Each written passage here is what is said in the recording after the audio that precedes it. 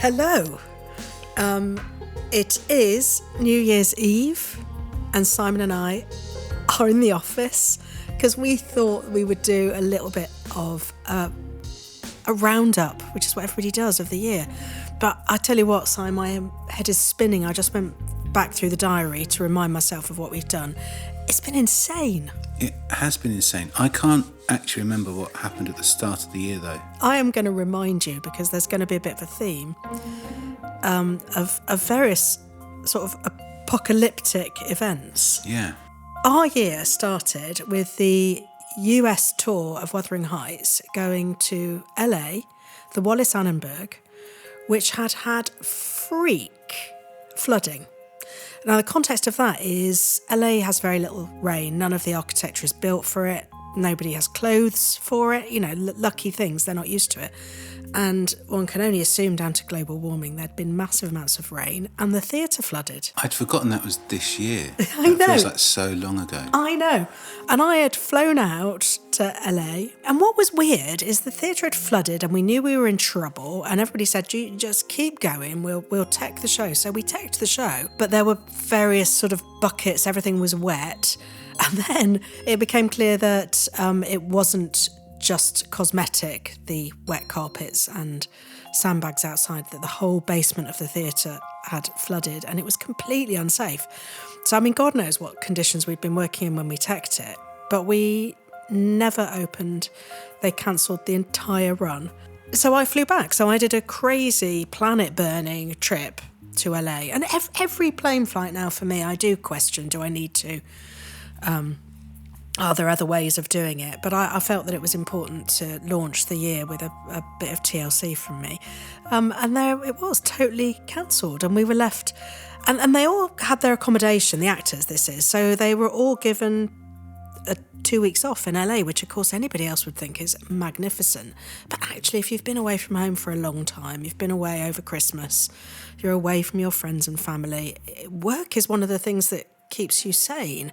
So I was hyper aware that this was sort of a what we would call a Cornish gift, something that not many people wanted. 2023 got off to a trip immediately, and a biblical trip. You know, I mean, who would have thought that we would have started the year with floods? Yeah. There's going to be some themes going on, I think. The tour picked itself up, and then they went on to Chicago Shakes and the MacArthur Theatre in Princeton and ended on a fabulous high. But my goodness, they weathered everything. We had COVID, we had illness, we had so many things to deal with. And, you know, they're really my heroes. And I suppose I'm just going to say it again, is touring is the best of times and the worst of times. You know, when it's good, it really is good. You're travelling the world, you're with mates, you're living this dream, but my goodness, when it's bad, it's devastating. It's so lonely. I mean, I'd completely forgotten that Wuthering Heights happened this year. I sort of was that such a distance. What did you think the year started with? I don't know, but it feels like we've been doing Wuthering Heights since about 2018. It sort of feels like because the project started pre-pandemic. Oh, yeah, I know. It just feels like it's been around for. I know.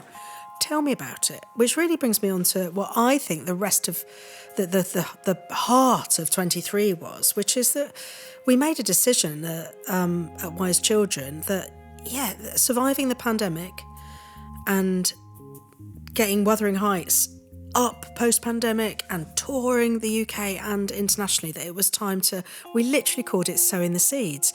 We set aside time and we started reseeding the company, rewilding the company, if you like. And we were working in TLC, The Lucky Chance, and you and Jay had got it up to a place where it was workable in, not for the public, but for us. So tell me about, we're at the middle of the year now, sort of March, when we did those 4 weeks of R&D. Where had you got to in the renovations? I think we got it to a state where the new kitchen was sort of there, and the new toilets were sort of there, but in a very rough state. Nothing had been decorated, so it was all still bare plaster and sort of snagging jobs. And there was also the Russian roulette of toilets, wasn't it? There was never 4 working. Well, that continues to this day.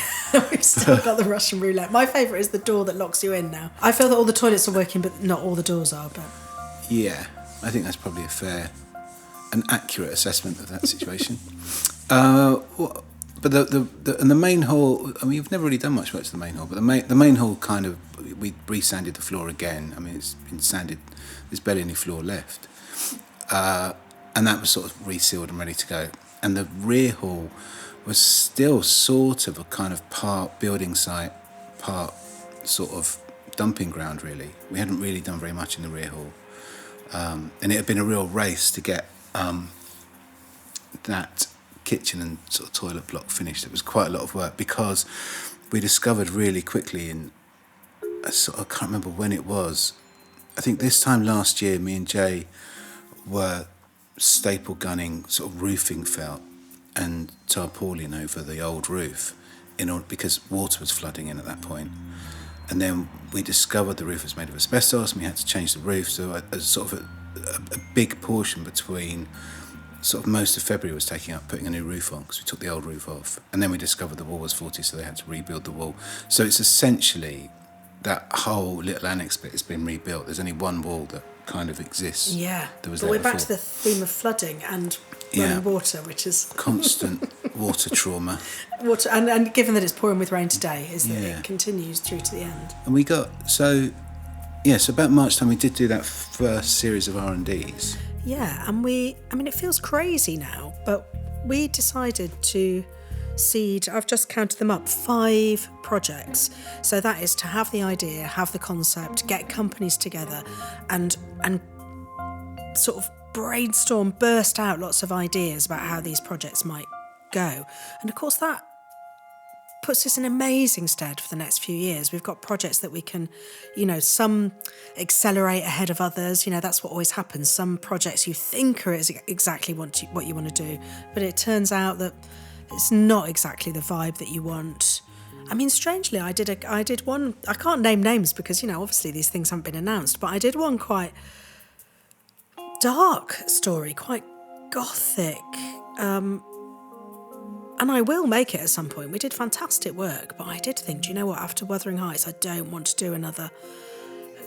I know. People can try and guess what they are now. And then we did a film adaptation, didn't we? Yeah. That was quite good fun. And that was the exact opposite. That was just pure fun. So again, you have to decide, do we want pure fun at the moment? Probably do a little bit. Arty, family show. Yeah. We'll be doing answers on a postcard for anything you want to do with this. Bluebeard, which has actually, I've done a different model on Bluebeard because it's such an ambitious project for me because I'm writing it. First time really that I've written a project entirely alone. And we've broken up our money for rehearsals into lots of R&Ds so that the magic element, I'm going to tickle that out, the magic element has been really pre-worked and the choreography has and the music. So all the building blocks are in really, really good shape. So that's been really exciting. And I loved it, Si. I loved it. I really did feel like that time in spring, it was the spring, we had this new space and we'd finished Wuthering Heights on a high, but my goodness, we'd had every challenge that life could have thrown at us. And I really did feel like we all said, it's time for a new beginning and let's invest in it. And it was wonderful. And because we did so many different projects, I was able to invite almost everybody I know and love into the room. So everybody got to know TLC, the new shape of our future. And I'm looking back on, I just think, what a smart thing we did. It was good. It was quite a concentrated period as well because did the schools work in there just afterwards? No, the schools actually came later. We did a lot of R&Ds. Yeah. And then we went to Amsterdam. Oh yeah. Well, this is going very well with Simon Baker. Can I say he's looking at me as if this year did not happen? It's because this year the thing also around that, because I wasn't around for everything because I'm trying to remember what I did.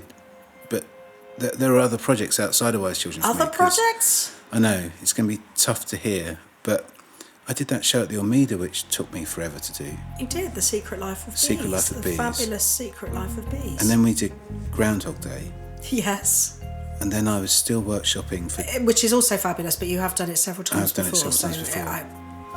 And it's Less happening fresh. again at the moment. And I was also workshopping for Drew McConey a lot as well. So I was kind of all over the place in between, and really trying to be at TLC quite a lot when you weren't R&D, because that was periods where we could get in and do more work. Flood management. Flood management and craziness. I know you've had an absolutely insane year, Si, because your work as a sound designer for me is huge. The digital output you do for Wise Children is massive. You've got a freelance career, which is all-consuming at times, and you've renovated a chapel. So just... Yeah, it has been on the busy side. The thing that I can't remember is in the midst of all of that, and I remember us having lots of conversations about slowing the tempo of the company down hilariously, sort of as we were coming out of Wuthering Heights and sort of looking at what we might do the rest of the year. I can't remember when we decided to open TLC to the public. Well, I don't think we ever... I don't think we ever did. I think I said I wanted it, and nobody said yes, and then I just do what I'm very good at, which is I proceed on the basis that if nobody said no to me, it's going to happen. And then I think we every now and again said, well, if we're going to pull out, we need to pull out now, and then I would always look sad and say it would feel like a shame. Yeah, I can't remember I remember those conversations happening and us sort of saying, are we doing it, are we not doing it? But I can't remember when. Was it as late as August? Or was it earlier than that? Was it sort of June time? I've got no idea. I've I got don't no remember memory. a decision, really. I remember lots of conversations because it was clearly insanity. Well, in terms of sort of the rest of the year, what happened then from that point is all the parameters of TLC suddenly shifted away from the sort of trajectory we were on with where TLC was, what we were going to do at TLC, because it was kind of getting there as a rehearsal venue. And then when we realised we were going to open it to the public and once we actually started digging into that, what that meant, that's when we did change a lot of the work and sped up a lot of the work which we probably weren't going to do this year. This is where we really need Poppy. This is where we're a strong three-legged stool, because Poppy has an amazing brain for things like that. She would remember when we decided. Yeah. But I feel like it was really late that we actually said yes, because I think I just do my slow willing on of projects, don't I? Yeah. And watch other people have to make that happen. Something that I'm sort of on a micro level not very proud of, but on a macro level I am proud of, if that makes sense. I mean, without a doubt, opening to the public at this moment on New Year's Eve was the best thing we could have done. I mean, it created so much joy, so much community. It propelled the Lucky Chance into this beautiful venue that's ready to host and charm and warm anybody who walks into it. And we had such a happy time, as I feel like I cannot feel guilty for that instinct. However, I did watch my team push to absolute extremes to deliver that, with you at the front of that. So I do apologise for that. Pick the that's like a politician, isn't it? Pick the apology out of that. Yeah, I did right. Yeah. In my defence, it was the right decision, retrospectively. Yeah. Yeah, no, it was, and I think once we sort of hit that period, it kind of life sped up really, because we were then we had a date in the diary where we were going to do the first show to the public, which a date and a time. It was going to be, I can't remember what it was now, 1st of December at 7th or the 3rd of December at 7:30. So we sort of knew at that point that we were how many days away we were It's from what we're good at, though, isn't it? this thing happening. But before we get on to, I mean, everybody knows what happened then, but let's just have a moment for Amsterdam, which was back in June. We got asked to the Holland Festival. I hope I've got that right, with Wuthering Heights. And we honestly thought, can we do this? Can we reassemble a company? After, the slings and arrows of the long tours. And again, I think the wise person would have said, give it a break, don't do it. And I sort of thought, you know what, we've made this amazing show. We have an amazing squad of people that know it. I believe that this will be a magnificent event. And it was. Blow me down. I think that was when I felt that the the luck started changing. I mean, we've called our venue the Lucky Chance, and I'm a great believer in luck because I'm a lucky person. But I also believe all those things, that you have to be ready for luck. You have to prepare for luck. And I think I didn't want to be the person that turned down an opportunity. And we're not a company that wants to turn down an opportunity, but it did feel risky. It did feel like a gamble. And my goodness, it paid off. I loved strutting through the streets of Amsterdam to and from work. It's such a cool city, so amazing, and really thinking, this is the dream. This is the dream, not the slog, the absolute dream. So that's where I felt our luck changed, not just as a company, but as an industry and as a world order. I felt like things were beginning to, the clouds were beginning to park. Now she's lost it. The clouds were beginning to park. Yeah, just let's have a moment for that, shall we? Unbelievable. Imagine now clouds parting, slightly more ordinary, but there you go. Imagine that. So we came back from Amsterdam, sort of bizarrely dancing on air, thinking we can do this. We can manage a show with joy and without sickness or bad luck. And then we did some really successful School for Wise Children projects. We did summer camp and we did pick and mix with amazing tutors, Laura Keefe at the helm, Ian Ross, John Leader, myself, and we met some amazing artists and we did some really amazing work. Exhausting, always surprises me. Teaching always exceeds my expectations. And yeah, I felt like the momentum was turning. I felt, and again, I'm smiling as I say it because I do work hard, obviously, but I don't do all the slog. I watch others doing that, whether it's the admin involved or the physical labour, But there was, I challenge you, I feel that there was joy in all of those things as well. I think the company could feel the tides turning. But my lens in it is I just remember having, at that point at TLC, one of the things we'd done is we'd cut a hole in order to put the new stairs in. But we didn't quite have the money for the new stairs. So you did the whole of those two schools with a massive hole. But we had to cut the hole in order to know how big the door was going to need to be in order to understand. There was a whole other series of dominoes that were triggering. But I just remember walking in each day and thinking, please, no one fall down the massive hole that we've cut in the wall. I'm going to take a little detour now because it was a really big part of my year and actually I think it's going to be a massive memory for my life, which is anybody who knows Emma Rice and Simon Baker knows that we're just rubbish at holidays. We never have any time and we have terrible bad luck.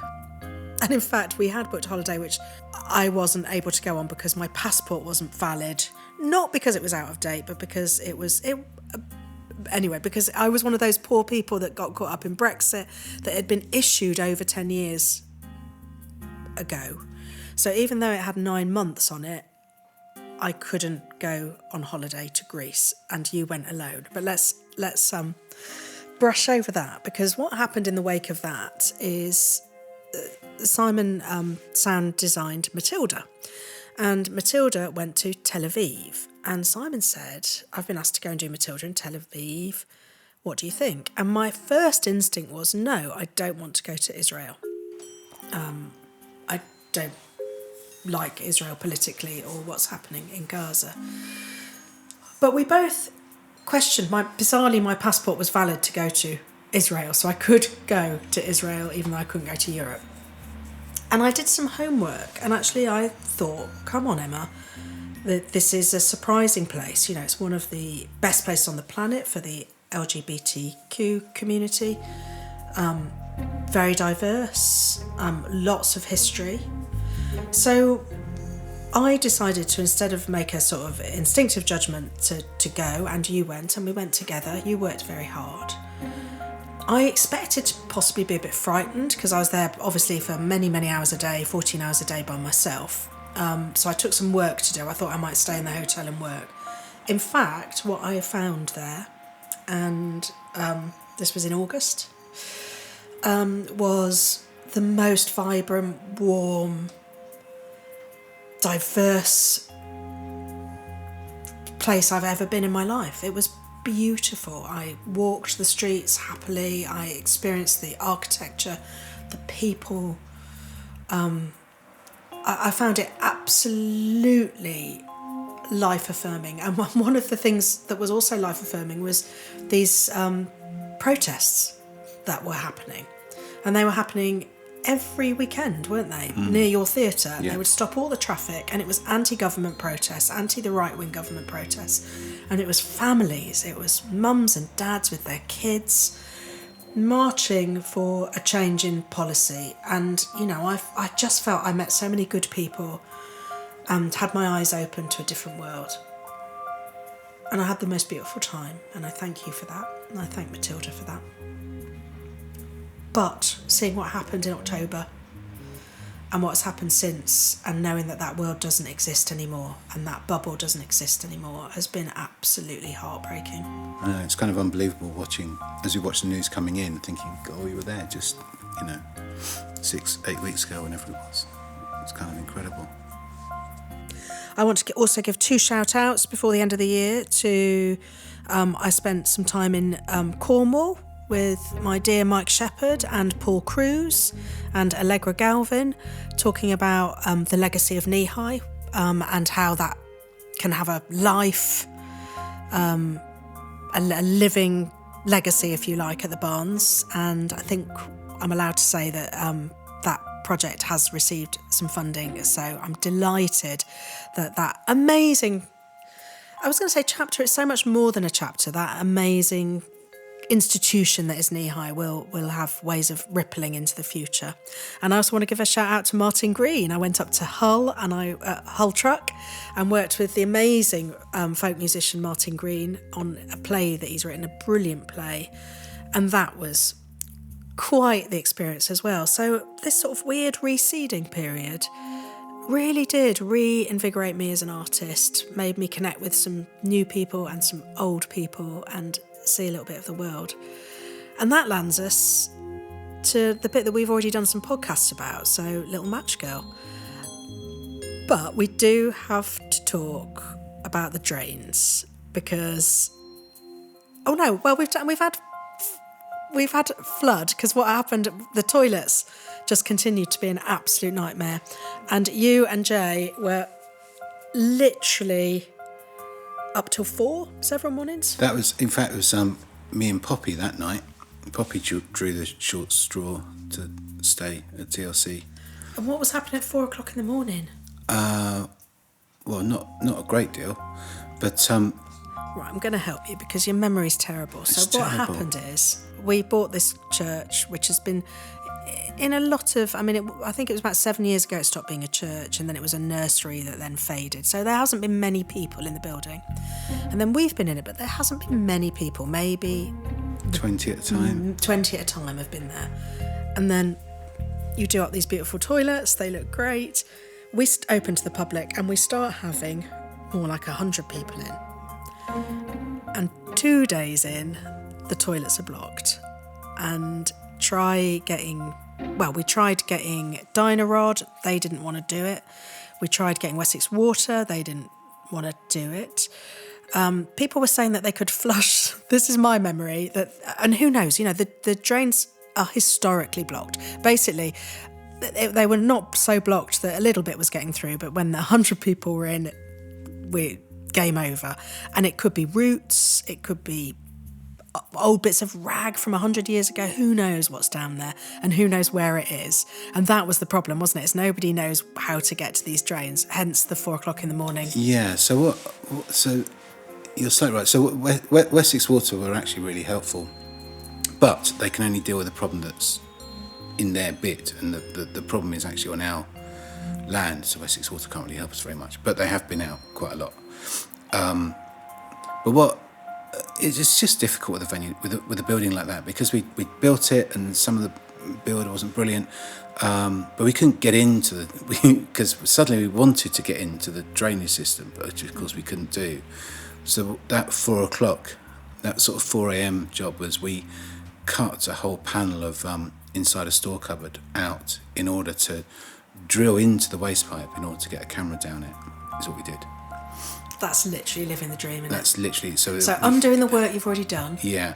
And then to put a camera into ancient sewer. Ancient sewer pipe. So we put a camera down, and then that meant we... so Josh, who'd come out, who I can't remember who he's with as a company, but anyway, he came out with a colleague, and we traced all the drains through the building in order to try and work out where the block was, which took us right outside underneath the new decking we put in, just outside the kitchen, and where the bin store is. And then I think at 2 a.m. we decided to dig down about 2.5 meters to find the old sewer pipe. Treasure. And then, literally treasure. And then cut that sewer pipe open, so it's about 3 a.m. now, and then try and deal with whatever the block was, which we kind of cleared, but not 100% because we can't actually get to all of the drain. We need to dig up the whole of the front garden, which is what's happening this week. They start excavating that garden. So that was the first big horrible night, but we did manage to get the toilets to flush, and we were all very excited. And then when we came in the following morning, having sort of been up all night, we noticed that the bar now wasn't draining properly, and there was wastewater coming back up through the bar system, which fortunately was during the kids' shows, so we didn't actually need the bar open. But we were sort of hurtling towards the sort of Friday when we were going to have the public in. So me and Jamie stayed that night, and we took the whole of the bar apart and the new stairs and quite a lot of the new kitchen in order to gain access to where we thought the problem was. And we eventually found the problem at, 1 a.m. or something, and cleared it. But what had happened was in the process of trying to clear the toilets, we managed to block up the new pipework going into the bar. So we'd kind of created a whole new problem. The glamour. But that was really soul destroying, because both those nights were, because the building was kind of done, it had been decorated, it was ready for kind of Christmas, ready for the shows and ready for the public. And then the realisation that you're going to need to take it down. Take the whole thing down. I can't bear it, Si. I just can't bear it. And Ruth Shepherd, we'd repurposed the old parish notice board, and we'd sort of put it on a wall, and we built this fake fireplace that had come out of Little Matchgirl. So it had all been dressed, and we sort of, after everybody had gone home, I can't remember, it's like I can't remember what time we started on it, but it feels like we were on it for hours and hours. We started taking all those panels off, and I'd carefully photographed all the prop settings.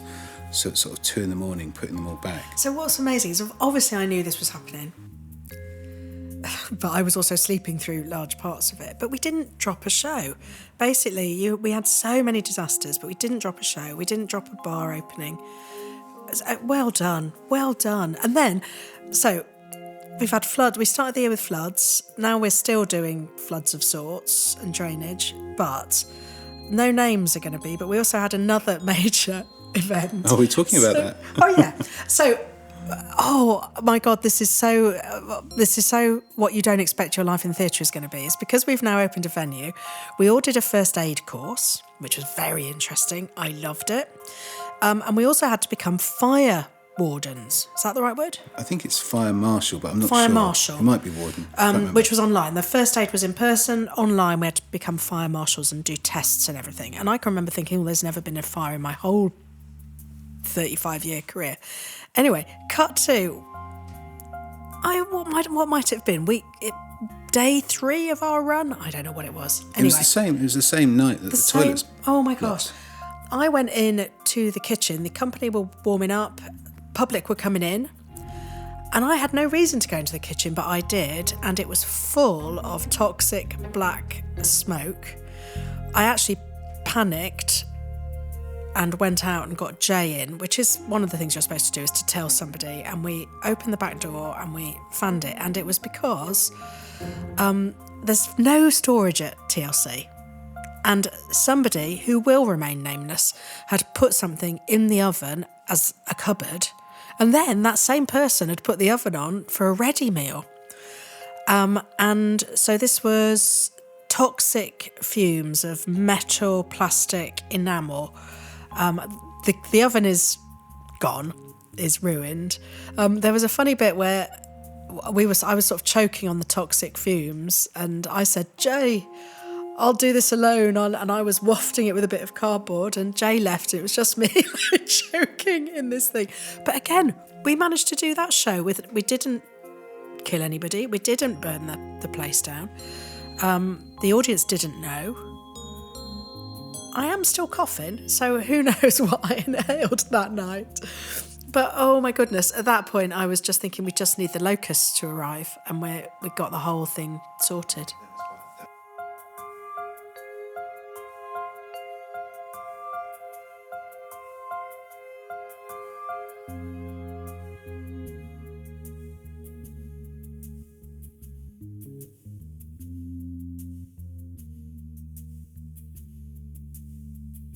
You see, I think it was a high moment actually, because again, luck was with us. I did go in, I did find it, we did sort it as a team.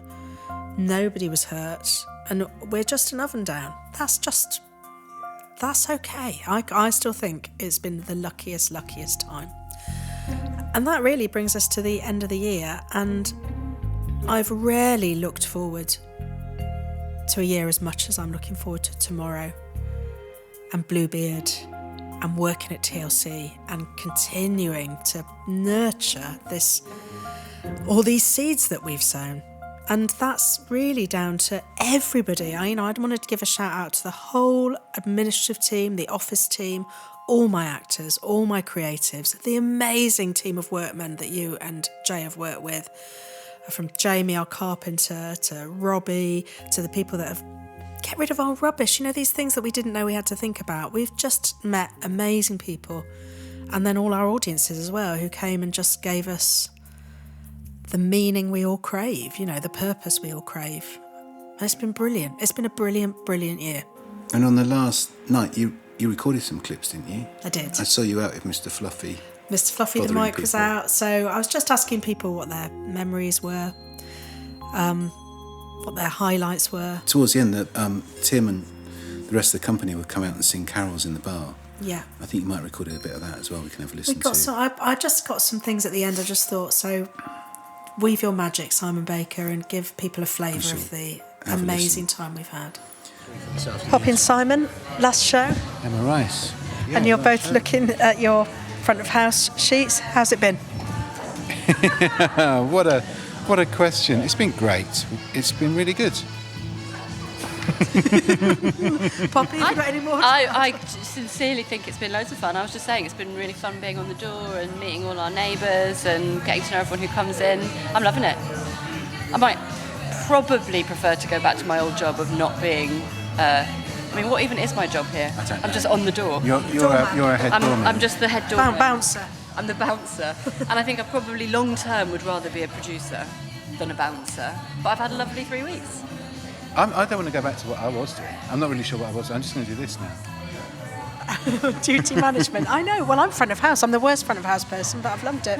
Thank you very much. Enjoy your last show. Thank you. Dot is our bar manager. Hi, Dot. Hello. How's these last 3 weeks been for you? It's been great, yeah. Really weird, but it's been great. Have you sold as much booze as you expected, or less, or more? I sold more than I thought I would. Yeah. And proportionally, how much of that is the actors and how much is the audience? About 200%. What, to the actors? Yeah. But it's been amazing to have our own bar to hang out in. Yeah, it's been great, yeah. Tim Dowling, before I'm going to stop you, before the last show, what's been your highlight of these 3 weeks, please? The highlight? Coming into the building, I think, for the first time was very exciting. It's been downhill since then? No, it's been wonderful seeing it all come to fruition, and what a great place. Highlight? I don't know. I think the children's drawing of the Naked Emperor, I think actually that's kind of very exciting. It raised so many questions, I think, as well as being very entertaining. We had a school party and we had 65 homemade cards, and many of them were of a nude man. And with quite hairy genitalia. Indeed. I'm going to say that one of my highlights has been the fact that for the last... I know, my lovely hairy mic. One of my highlights was been turning around literally yesterday and seeing that you were wearing amazing false teeth in the Emperor's New Clothes, and I will appreciate that forever. Thanks, Tim. Good, thank you. Right, actors warming up. Annie's having a play with Claire, her toy. Katie Owen, what's a highlight been from your last 3 weeks? I've enjoyed the audiences of Froome. They're a real surprising bag. I've enjoyed my physical fitness reaching a peak. I've enjoyed the numerous cans of Red Bull I've consumed. And I've enjoyed the company of Wise Children and our many social events that we've partaken of. I was just talking to Dot on the bar, and he says that the actors have bought drinks at the bar by about 200%. We like to get giddy on the boozes, don't we? I know, it's Christmas. There's no balance. One of my highlights has been having your beautiful dog Annie with us, who's been the solace and the heart and soul. She's majestic. She's a very svelte creature, for those that are listening. She's a Basenji, which is an African hunting dog. She's a little rescue dog. She's very slight of frame, shiny of coat. She's in the process of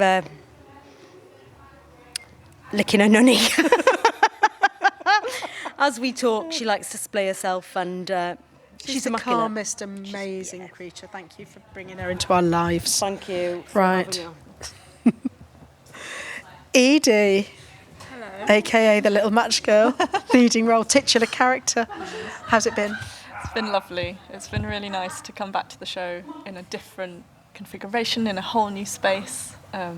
It's been lovely, and it feels very special to be doing it as part of, to open the Lucky Chance to the world and the people of Froome. I think something's been, because it's the third time you've operated the Little Matchgirl, played the Little Matchgirl. I think it's been amazing that because of the height of the stage and the proximity of the audience, I think the engagement with her has been off the scale.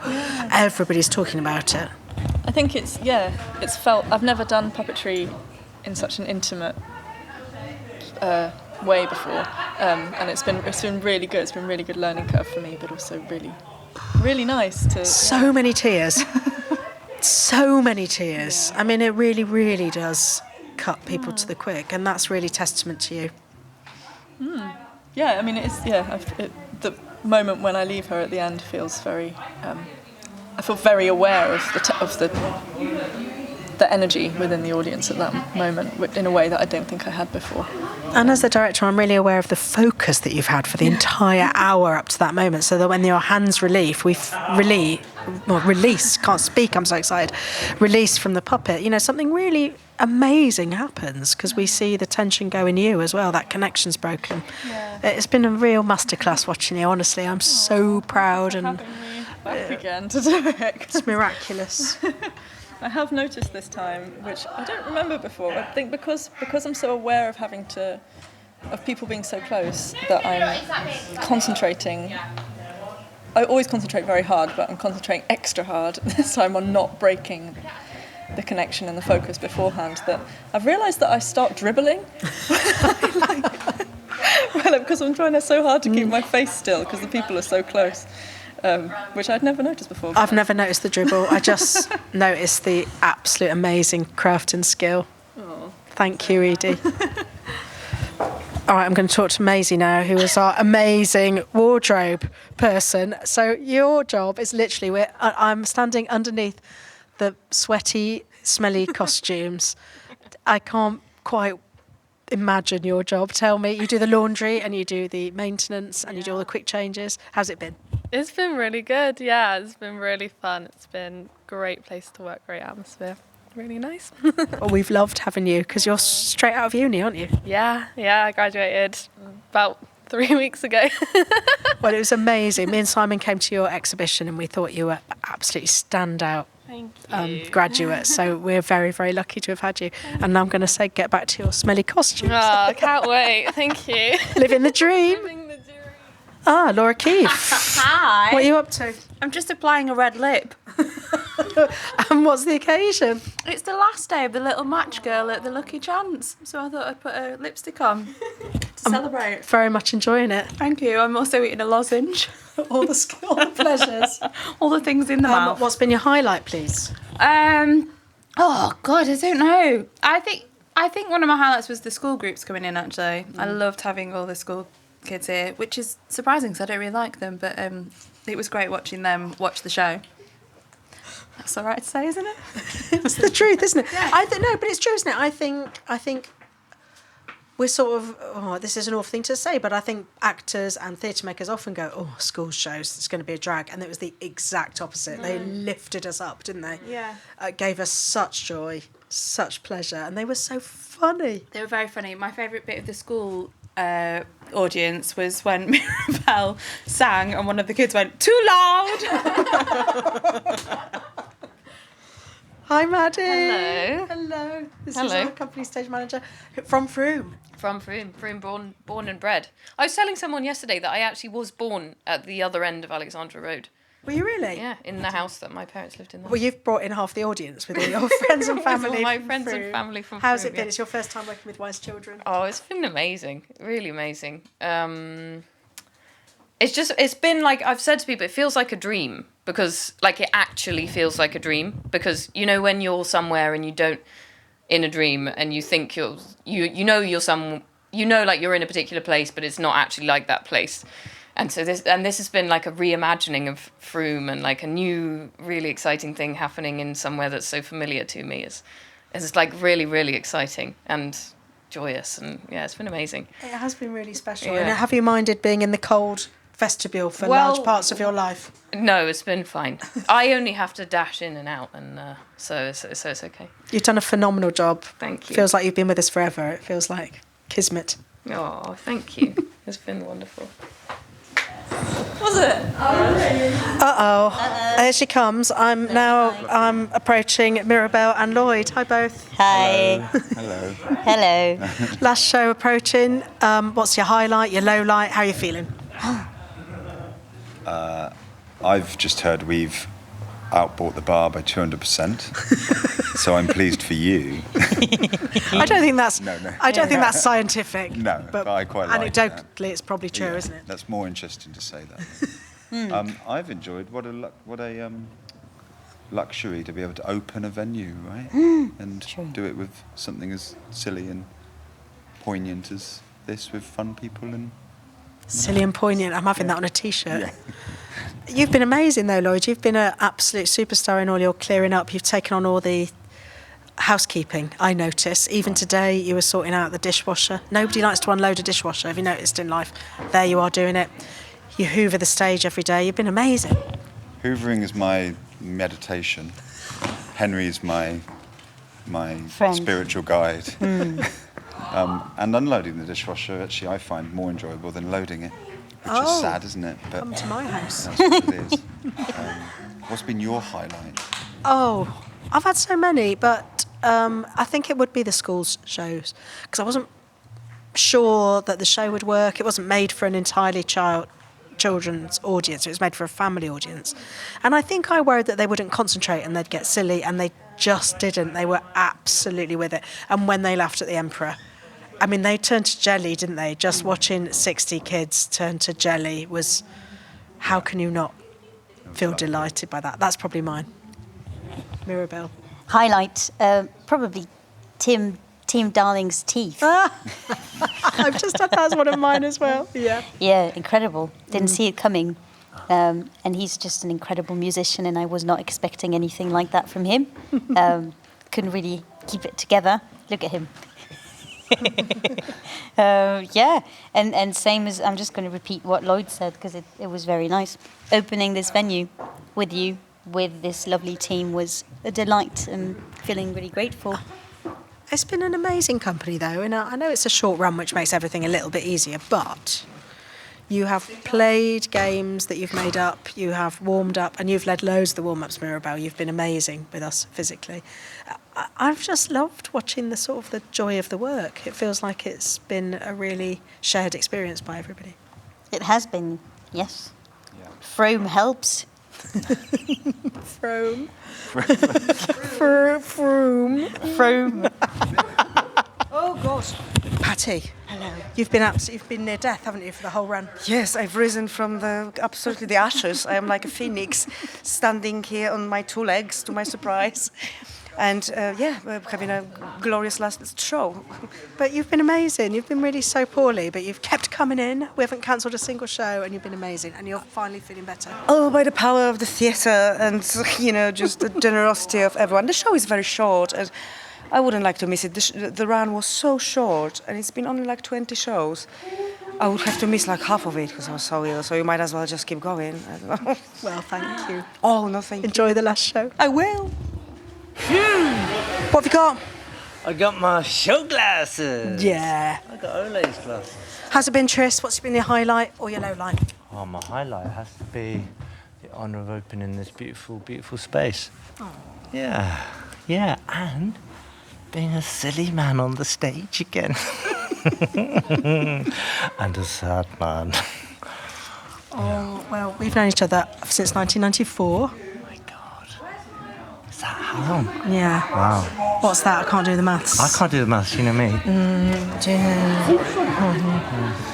So nearly 30 years. 29 and a half years. And anyway, I love working with you, and you're one of my favourite people on the planet, but you're one of the greatest physical comedians I know, and you've got tragedy in your bones, and in this tiny little show you managed to combine both, and it makes me dribble with delight and pride and excitement. It's just been the best for me because it's like my perfect combinations, like you say. It's what I love best, being utterly stupid then profoundly sad at the same time. So it's one of my oldest friends. And this show has that complete arc. I mean, the whole show does, and it's just such a beautiful vehicle and such a special thing to be doing this time of year. And this intimate space, and the revelation of doing it in Traverse as we've done it, I've loved that. That's been brilliant. I've never done that before, so that's been brilliant. And yeah, such a magic company. I've never worked with Tim Dowling, who I first met in knee high back in the 1900s, and so that's been really special to sort of make that connection again, and again to be working with you, making magic. It works, doesn't it? Yeah. How's your Coco? Enjoy your last show. See you on the other side.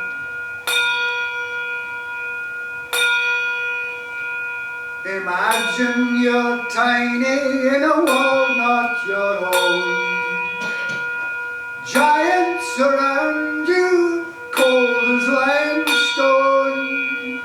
Imagine just hoping you'll live every day with no one to cuddle and no one to play.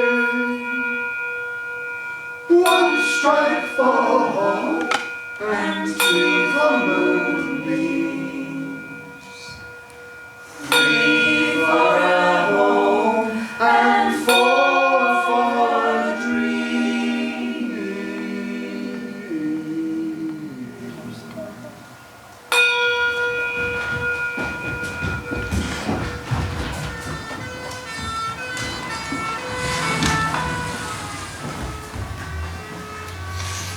Hello?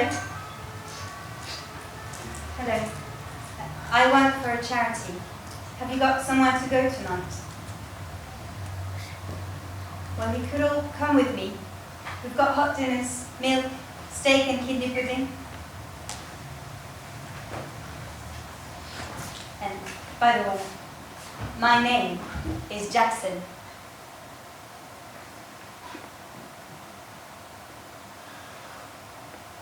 The end.